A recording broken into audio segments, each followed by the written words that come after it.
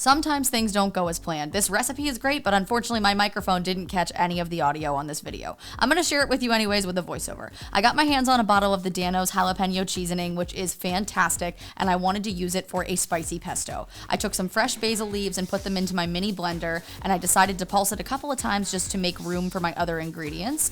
And so we're gonna do that, and we'll add everything else in.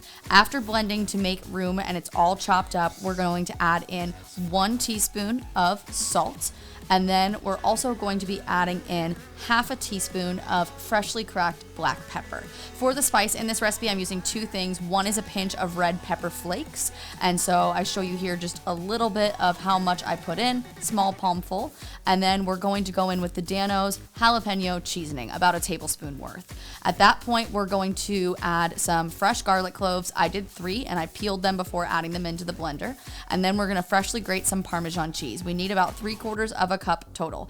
If you at this point would like to add in nuts, you can. 2 tablespoons worth of pine nuts, walnuts, or cashews. If you're allergic to nuts, you can replace that with more cheese to thicken it. Then after we add our cheese in, we're going to start adding olive oil. Generally for this recipe, I need about half a cup of olive oil, sometimes a little bit more just to get it blended together. Start with half a cup and blend, and then add more as needed, about a half a tablespoon at a time. You don't want to add too much because you can't really go back from that unless you have more basil, more cheese, etc. This is what it looks like before blending. I'm going to blend it, and you can see here that it's a little bit separated, so I scraped down the sides and I added a tablespoon more olive oil total and then blended again. The recipe for this is going to be in the caption below. It ended up so yummy. It has a nice kick on the back end, be perfect for pasta, for bruschetta, pesto eggs, all the things.